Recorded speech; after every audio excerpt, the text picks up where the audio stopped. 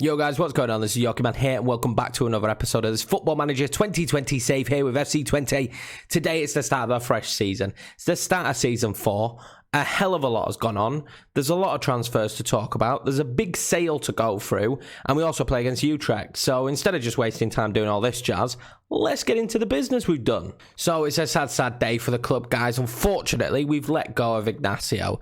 Now, he had a brilliant career here as far as I'm concerned, and I really enjoyed using him. But he was never an amazing goal scorer. In fact, he was never a top-tier goal scorer anyway. But he did pretty well in the division. But as you know, we signed an absolute plethora of strikers and great young strikers as well that are going to keep on coming through. He did go to NEC, actually, who I actually really like in the Dutch league. I said actually a lot there. I'm going to carry on anyway. We do this all the time. So yeah, I'm a bit devastated, bit gutted, but his time had come. We got a little bit of cash for him. I think it was like 1.4, 1.5 million tops. We didn't get like big money for him, but I'm just happy that he's going to go to a club now, hopefully start games and bag some goals, as long as they're not against us and against the opposition that we need to lose. Then for me, this was really a big sale of the window. The window started and shaped up because this happened quite late into the window. This has happened very recently, actually. And it was starting to shape up like it was going to be a little bit of a dull window. We was trying to get some dead wood out.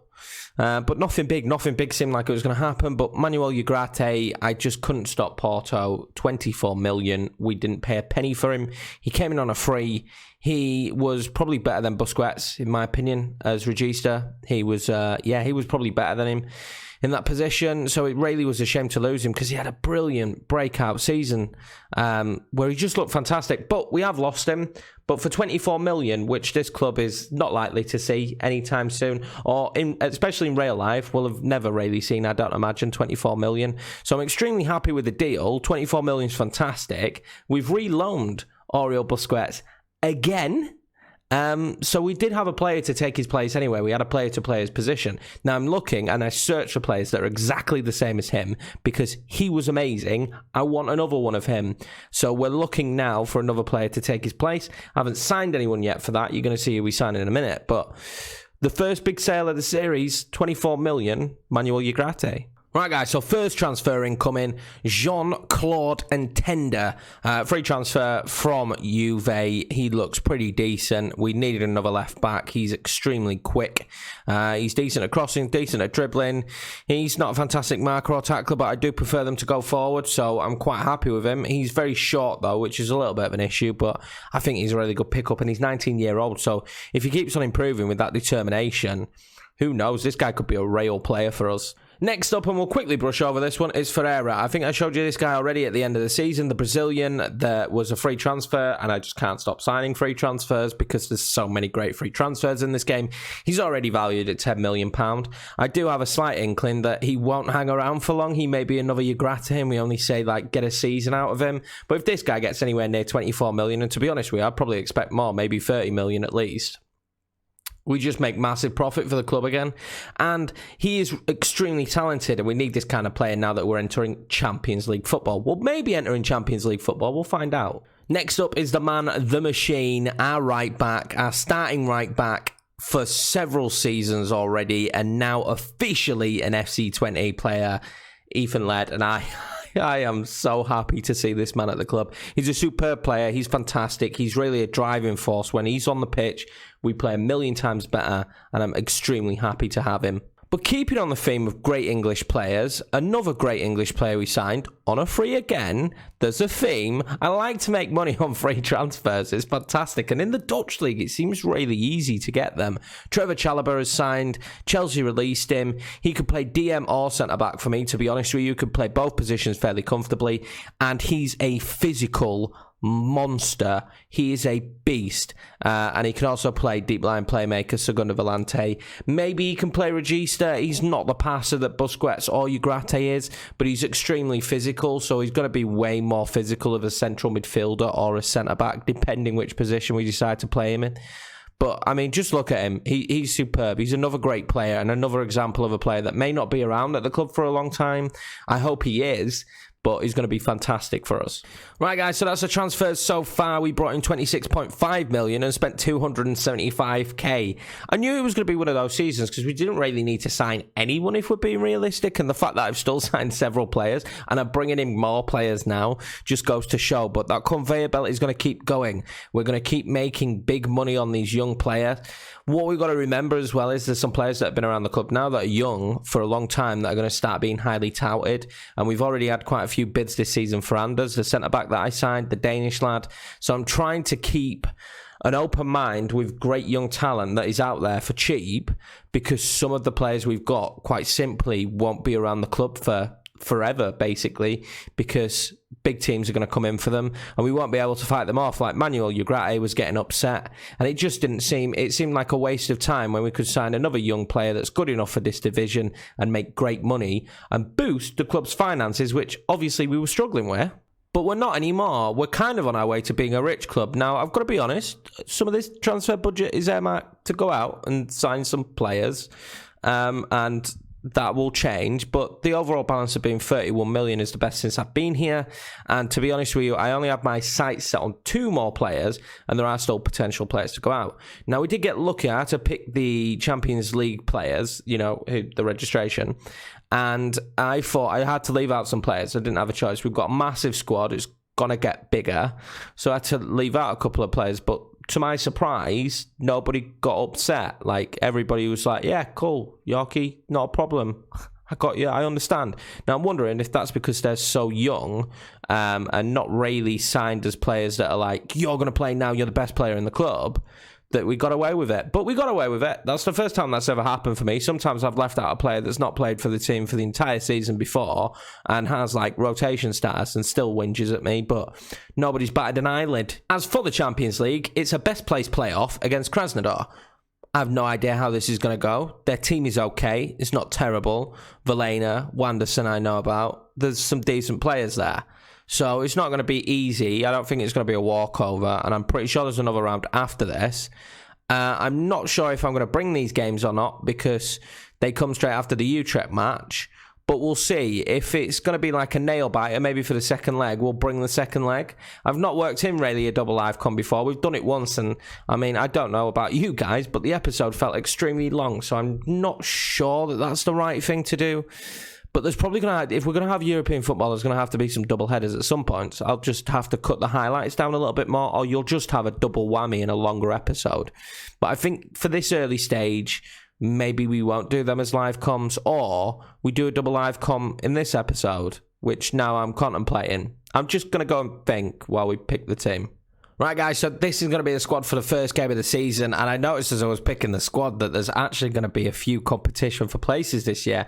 Now, we have a lot more games with the European games and stuff, so there's way more games for players to actually play, so there's probably going to be a little bit more rotation, but just for the striker spot, it's going to be a choice this year between Sup, Arezzo, and Izatov and Vasquez. So there's going to be quite a few options. I'm also going to start incorporating and working with a cam formation. I've not fully decided how we're going to play it yet, but I'm going to work on one because I do feel like Vasquez, Seferoza could both play as cams. I want that option there, especially when we don't necessarily have a regista. I just want more options for different ways for us to play. And I think if we have a secondary formation that uses a cam, I think that could be really beneficial for us. But anyway, this is going to be the team for today. Also, just to let you know, we did loan back Ntembe. He's just a very good player, so I thought he's handy to have because even if like Ntembe can't play, like we still have Ntembe. So that makes me pretty happy. But let's get into the first game of the season. I am excited. I did do some mulling over. It's going to be a one-game episode. Krasnodar isn't the world's biggest game for us. I think we just need to focus on getting through the group. I think if it's like a cliffhanger for the second leg or whatnot, or the next round, maybe, but I don't want to overload the episodes with just too many games and do too many games in quick succession. I want some stuff to be able to update, because if we did a double header for this one, then what do I leave for the next one? Then I still have to do the second leg. There's a lot of complications to this, guys. Let's get into the match now. All right, guys, here we go. First game of a new season, always an exciting time to see how the team is going to perform this year, and I hope for a very good year again. The players are better than ever this year, more improved, and I'm just hoping for another successful season, and I feel like we've improved in some areas that we really struggled last year. You know, areas like when we had Laird out, there was no second option. We have that now. If we had Sobol out, Frank wasn't a good enough second option. We didn't really have a second option there. I just feel like we're better now, which makes me feel a lot happier. So far, so good. We're controlling the game. Now, Utrecht didn't have an amazing season last year, but the season before that, they were very good. So it'll be interesting to see how we get on. We still have some blockbuster players like Mature as well. Honestly, there's a lot of money in this squad. Serrano, first goal of the season for Nico Serrano. I'm retraining him as a right winger, actually, because he's very good on his left foot and cutting inside. And He played really well for us last year when we played Nassi on the left, Serrano on the right. I feel like there's a song there somewhere. The keeper's had a howler, to be fair, and he just played really well. So I kind of want to keep that. We still have Fernandez and Batista Maya, and now the Brazilian lad, but the options are endless at winger. The options are endless at striker. The options just are endless for us at the moment. And at some stage, I'm going to have to stop hoarding players. This is the first save I think I've ever done where I'm a hoarder. I'm an FM hoarder. I've just 100% hoarded as many great players as possible in the game. And I just don't know where it's going to end as we're making mistakes left, right and centre here and nearly concede. Like, that was terrible playing out from the back. But yeah, we do. We just have we've got a massive squad, haven't we? I've just hoarded a lot of players. Like, I have some of the best young strikers, well, that could be some of the best young strikers in the game on the squad. Same again with midfielders, same again with wingers, and some of them they just can't get game time. But with European football, this is my mindset, planning all along for European football. With European football, we need a bigger squad. So hopefully that pays off. I thought Pantic was going to go in and head that. I want to have higher scoring games this season. I feel like 1-0s were too prominent, although it's great that we can win 1-0 and not concede. I want us to be a little bit more potent going forward. So the fight for the striker position needs to be someone who gets goals, because last season our top goal scorer had 9. And that's not really good enough, is it? I guess so far so good as they line up a free kick though, and we know they're dangerous. Great save by Lenders. He's been a superb keeper. But again, not really potent. We've only had one on target, and it was the goal I'm believing. And the keeper had a howler, didn't he? I wouldn't say we scored a great goal. Keeper had a little bit of a howler. Well, that's it, guys. Half time. They've had more shots on target than us, and I'm thinking that we might change to something else for the second half to try it out. But then again, I'm thinking maybe not. We'll see what we decide. So we're going to stay the same for the start of the second half. I was toying. I looked at a few different decisions, but I think no, we stick to our guns for now because it's produced results. And although we're not playing superbly and we don't look fantastic, it is producing results. So as long as it's producing results, I don't think you should tweak it too much. We'll keep a watchful eye on the performance, though, and if it drops or we don't get a second goal, I might change it up. I feel like with this version of like a tiki-taka, we play quite rigidly. And sometimes if the game just doesn't work, like our style just doesn't work against the team, you really are lackluster, and that's exactly what we've been. And they seem to be really hard to break down, and our passing around the box, although that was beautiful to Sobol. Is it good ball in? It is, but Nico Serrano's header goes over. That could have been a good opportunity for his second goal of the game there. Beautiful ball here by Busquets as Sup picks up the ball. Seferosa, great save. Fantastic shot. Brilliant save. I'm really surprised he got his hands onto that. I thought that was going to be Seferosa's first goal of the season. Oh, Sup goes closer. The long throw. I thought that was going to be his first goal of the season. Unfortunately not. I would like to see Seferosa get involved a little bit more this season with the goals. I feel like his goal tally last season was a little bit lackluster. So ball though. Nassi. Play it. Seferosa. I thought Seferosa was going to hit it. In the end it was Busquets, and it was very wide. We played better as the game's gone on this second half. Mature, Seferosa can't get a shot off. Luckily, we got enough players back, though. We've been moving the ball around well here. Laird picks it up. Busquets, Seferosa, that was beautiful football. And that sometimes is what the team can do. Unfortunately, not enough, but wow. That passing movement here was superb from the ball there from Pantic. It's just the way we moved the ball around in the middle. This is brilliant football. But again, we just can't play this all the time. But that is some goal. That is a fantastic goal. Right, guys, we're about to make some subs. I'm bringing Nassi off, and I'm actually bringing Laird off. Now, the reason for bringing Laird off is we've got a Champions League game coming up. The first knockout game against Krasnodar away. And I just want Laird to be as fit as possible. So I don't see any reason why not to see Kind Kurt finish off this half. He was very good for us towards the back end of last season, but we need to be careful not to concede is exactly what I was going to say. We concede straight after the goal, really. Well, not long has passed, and that's really frustrating. That's really frustrating. I hate it when that happens. And wow, Rabona. It's a beautiful finish. We should have been tighter to them. We're coming under a little bit of pressure now, which is starting to worry me as they pile forward. I might change things up. We seem to be on the back foot. I need to get us more on the front foot. Wow. How did we not concede there, boys? We're going to change stuff up because right now they're pulling us apart. So we've changed stuff a little bit. I don't know if it's going to work as we give a free header in the box to them. Just easy as you go. Just have it. Just have a free header. We still have a sub left. Relatively easy throw out. We've still got a sub left. And I'm still holding on to hope that we can get another goal. This game probably shouldn't be as close. But I'm going to blame, I don't know, match fitness, match sharpness maybe. After the break. We've got Pantic here on the ball. Sub scoring though is a good sign.